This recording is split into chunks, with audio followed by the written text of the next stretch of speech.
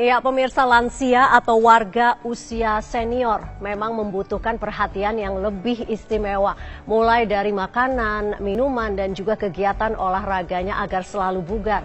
Kebutuhan gizi yang berbeda pada warga usia senior sebaiknya diimbangi dengan pola hidup yang teratur dan sehat. Faktor disiplin dan sadar diri harus diterapkan untuk memiliki usia yang panjang.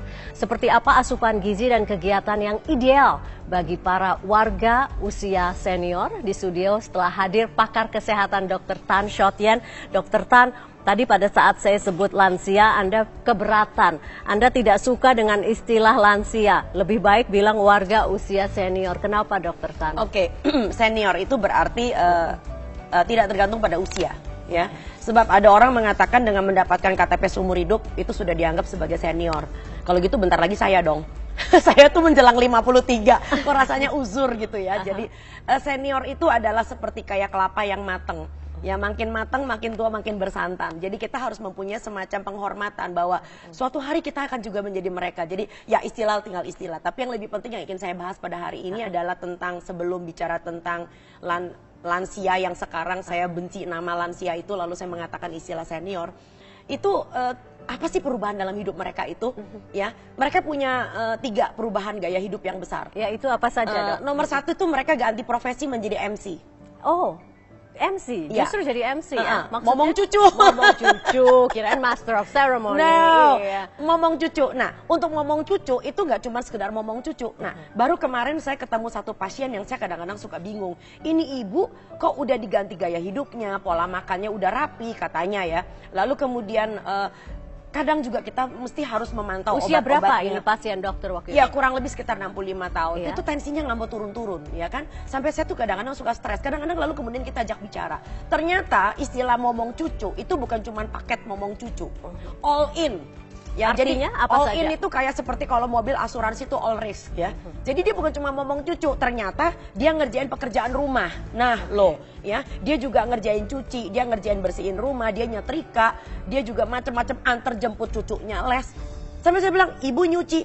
Terus dia rupanya agak ngebelain mantunya yang perempuan. Enggak sih, Dok, kita kan nyucinya pakai mesin cuci.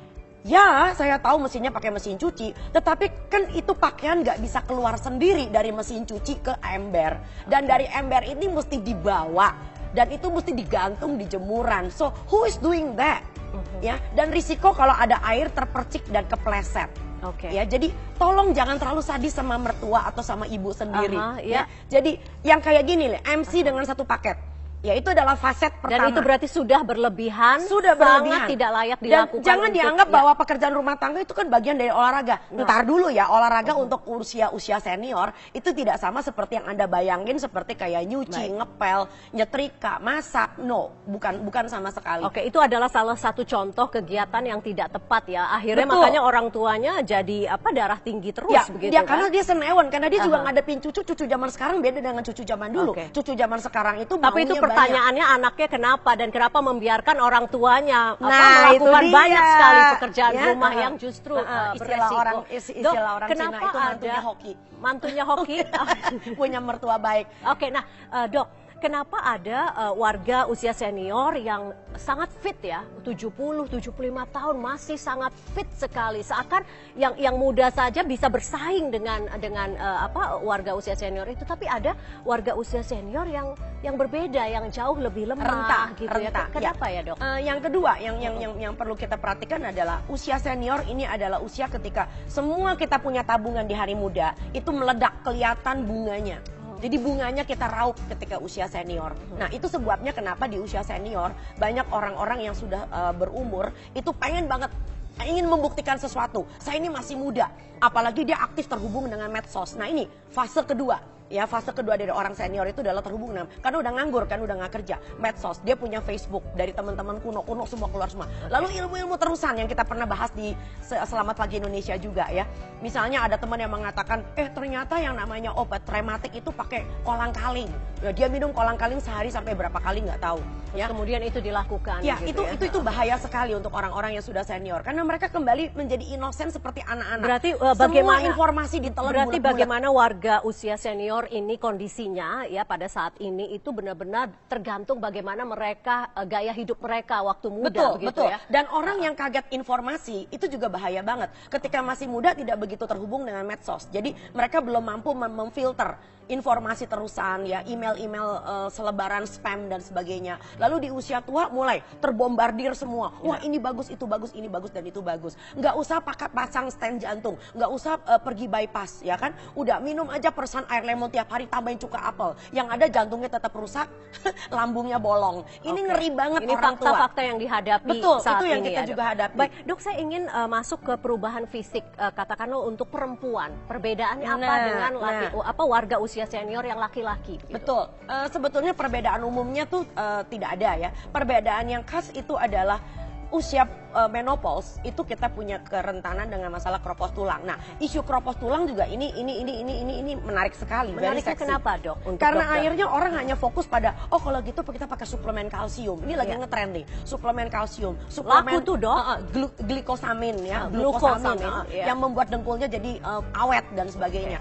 Yang menurut saya kalau tidak mendapat arahan dari seorang dokter yang cukup bijak, maka Anda akan kejebak ke dalam suatu bukan cuma semacam nggak ada gunanya, tapi efek yang berbalik. Ya, kita dari penelitian terakhir kita tahu bahwa kalsium itu tidak sama seperti kayak kita 1 tambah 2 sama dengan 3. Justru kalsium itu metabolisme di dalam tubuh itu adalah pooling. Pooling itu artinya kalau tubuh mendeteksi justru banyak sekali asupan kalsium, maka tubuh kita malah males buat nyerap.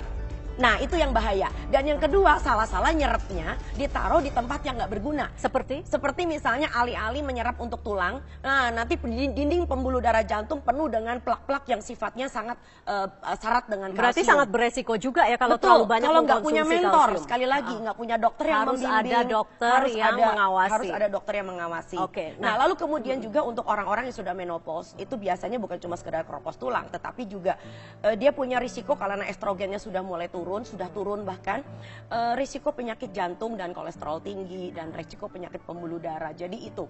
Nah, untuk yang laki-laki dengan yang perempuan sama, kita punya disebut dengan kemunduran degeneratif ya. Kemunduran degeneratif itu antara lain ya ini faktor gaya hidup, dia udah nggak begitu aktif lagi, akhirnya mulai ada kegemukan, hipertensi mulai muncul. Hipertensi macam-macam, belum tentu karena hipertensi karena hanya masalah jantung dan pembuluh darah, tapi juga stres emosional, lalu depresi usia senja.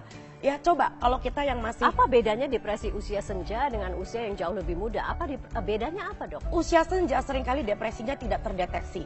Kadang-kadang dia hanya diam menyendiri. Ya, orang tua itu kebanyakan quiet ya during their old age. Mereka cenderung untuk diam. Maksudnya barangkali saya nggak mau ngerepotin anak sama mantu ya. Jadi udahlah biarin saya telan sendiri, mikul dhuwur mendem jero ya toh. Jadi akhirnya mereka tuh kebanyakan diam. Nah, diamnya mereka ini sangat bahaya. Karena mereka lakukan bertanya, hidup ini cuma sampai sini aja ya. Nah, orang-orang yang depresi biasanya adalah orang-orang usia senior yang sudah tidak bisa lagi melihat bahwa suksesnya anak-anak itu juga suksesnya dia. Ya, orang tua yang berbahagia itu cenderung bisa melihat bahwa anaknya sukses, cucunya sukses, punya mantu yang sukses. Oh my God, that's my result. Itu adalah hasil Harusnya saya. paradigmanya seperti itu. Ya, tetapi lalu kemudian kalau dia bandingkan dengan dirinya, tapi apalah artinya saya udah nggak dibutuhkan lagi. Teman-teman saya udah pada nggak ada. Apalagi depresi ketika pasangan hidupnya tidak ada. Ya, ketika pasangan hidupnya sudah nggak ada. So, ini adalah suatu kasus yang menurut saya harus untuk anak-anaknya dan mantunya itu mestinya bisa memikir sampai ke situ. Oke, Dok, baik. Banyak sekali bukan resiko ya, tapi hal-hal yang harus dihadapi pada saat kita menginjak usia senior, begitu. Betul. Kemudian Anda juga mengatakan bahwa seseorang yang kurus itu bukan jaminan dia sehat di usia tuanya. Bukan jaminan. Bukan jaminan.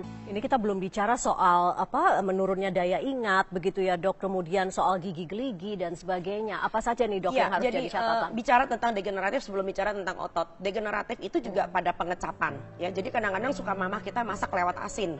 Ya, itu bukan karena ada orang minta kawin, tetapi Tapi memang gaya pengecapnya tuh udah mulai bermasalah. Padahal kita tahu kalau orang di usia senior ngurangin garam 10 sampai 15 gram aja, itu bisa asupan kalsium penyerapannya nambah sampai 1 gram, 1000 gram. Jadi begitu usia senior kita ngurangin garam, maka asupan kalsium akan naik. Begitu pula dengan mengurangi soda, asupan magnesium itu naik ya. Jadi jangan salah, tulang kuat itu bukan cuman dewanya itu kalsium.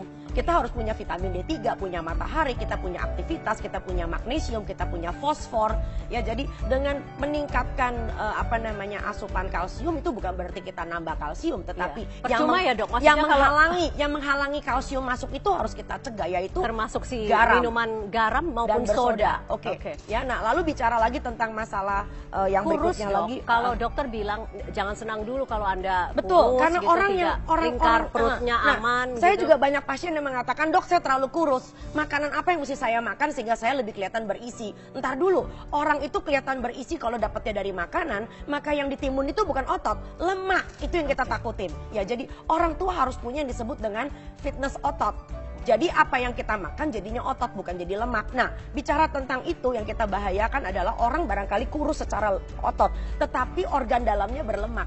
Ya, livernya, lalu ada fatty liver, lalu pembuluh darah jantungnya berlemak. Nah, bicara tentang olahraga, ini lebih seksi lagi. Olahraga yang seperti apa? Ya, saya banyak mendengar orang tua ketika mudanya jarang olahraga. Lalu ketika dia udah mulai usia senior, dia udah mulai pensiun, saya mulai sekarang mau fitness, saya mau yoga, saya mau pilates, pilites-pilitesan. Apa yang salah dengan itu, dok? Kita punya instruktur yang ambisius. Ini yang saya nggak suka. Nah, saya pernah punya pasien, ada yang ditantangin, tante baru 65. Itu kita punya tetangga sebelah itu 70 loh. 70 si tante yang itu hebat banget. Biarin aja deh, dia kan dulunya mantan balerina. Kita kan enggak. Nah, kalau gitu bagaimana olahraga dengan porsi yang tepat itu seperti apa? Karena apa harus melihat kasus per kasus? Orang Jawa itu mengatakan ukur-ukur. Ukur-ukur itu misalnya, kalau Anda itu dari muda nggak pernah olahraga atau jarang ya. Jadi kita lakukan olahraga yang sifatnya kardiovaskuler dulu ya. Jalan cepat, pakai sepeda statis. Atau kalau kita udah punya RP rumah publik terbuka ya untuk publik ya. Kita punya ada alat olahraga gratis tuh yang suka ada di taman-taman kota ya kan. Pakai itu, jalan pagi. Dan olahraga tuh nggak harus berkelompok kok. Nggak harus punya kelompok olahraga. Salah-salah nanti habis olahraga kita minum-minum ngopi-ngopi lagi lebih kacau lagi. Jadi ukur-ukur ya, dok. Ukur-ukur, tanya sama dokternya olahraga seperti apa yang cocok sama saya. Dok, kita harus bicara nutrisi ya. Nutrisi, dok. Oke, gitu. nah nutrisi tetap istilah saya itu adalah sehat tapi seimbang. Banyak sekali yang mengatakan saya harus minum susu begitu sudah masuk warga nanti saya usia dimarahin senior. sama yang punya pabrik susu. Problemnya bukan tentang susu, problemnya dari susu yang dijagoin sekali lagi adalah kalsium. Padahal yang kita butuhkan bukan cuma kalsium dewanya untuk tulang yang kuat ya. Kita harus punya sekali lagi ada fosfor, ada magnesium, ada vitamin D3. So, makanlah yang seimbang. Seimbang itu karbohidratnya benar, proteinnya cukup, lalu kemudian asupan lemaknya dari lemak yang baik. Ya, pertama, yang saya ingin selalu bilang sama orang tua, tolong dong yang diwariskan jangan cuma sekedar berlian dan rumah dan tanah. Kalau ada makanan-makanan yang ketika kita sudah masuk usia senior udah nggak cocok lagi, wariskan ke cucu atau ke anak. Ya, misal makanan-makanan yang kaya dengan karbo ya kan. Iya. Nah, justru ketika usia senior coba bergeser ke makanan khusus untuk senior, kaya antioksidan, kaya dengan serat, lambat dicerna menjadi gula, apalagi kalau bukan sayur dan buah. Problem orang kita makan sayur itu cuma nganggo kembang tok. Ya, itu sing penting ono, sing penting sing penting ono, syarat gitu loh ya. Padahal kalau misalnya Anda makan yang utama sampai 5 porsi sehari loh. Kan menurut pedoman umum gizi seimbang kan harus 3 sampai 5 porsi ya kan. Coba bayangin kalau satu hari kita bisa makan 3 sampai 5 porsi beneran akurat. Ini bukan timun 3 potong gitu di samping nasi goreng itu gitu namanya ya. syarat. Itu syarat. Ya kan? Jadi sayur ya. Sayur 3 sampai 5 porsi satu hari. Dan hindari makanan yang sama terus. Kebanyakan orang, ya ini tanda-tanda degeneratif yang barangkali kita suka lupa. Kalau mamah kita bicara tentang masak kacang panjang, yang dia pikir cuma tumis kacang panjang, lagi-lagi tumis kacang panjang, barangkali Anda harus suspek, ini mamah mungkin sedikit udah mulai mundur. Karena kreativitas orang tua itu akan mundur begitu dia sudah tidak lagi berfungsi dengan baik. Jadi itu sebabnya pensiun bukan berarti Anda berhenti kerja. Berhenti kerja mencari uang setuju, tetapi tidak boleh berhenti berkreativitas. Supaya makanan Anda bisa mencerminkan kacang panjang itu bisa buat sayur asam, bisa buat urap, bisa dimasukin ke dalam kari. Apa nih? Ini pesan terakhir dokter nih untuk hidup berkualitas untuk warga usia senior seperti apa, Dok? Nomor 1, hidup itu untuk menjadi usia senior yang baik, jadilah berbahagia. Itu satu penting sekali ya, Dan Dok, untuk ya? bisa bahagia Anda mampu bisa bersyukur. Dan yang namanya bersyukur dalam hidup, kadang-kadang belum tentu kita mendapatkan apa yang kita inginkan. Tahu nggak kenapa? Kenapa, Dok? Karena semua yang kita butuhkan sudah terberi. Itu ya, pandangan seperti itu ya. Baik, kalau Jadi gitu. dalam acara hari ini saya sungguh-sungguh ingin berterima kasih khususnya kepada almarhum ayah saya, kepada ibu saya, dan kepada semua orang yang usianya lebih senior pada saya. Izinkanlah saya memberikan rasa hormat kepada Anda semua. Karena Anda adalah tokoh panutan bagi kita semua yang ada di sini. Karena cepat atau lambat, kita pasti akan menjadi seperti mereka. Cepat atau lambat. Dr. Tan Shot Yan, terima kasih sudah berbagi di Selamat Pagi Indonesia. Selamat pagi Indonesia.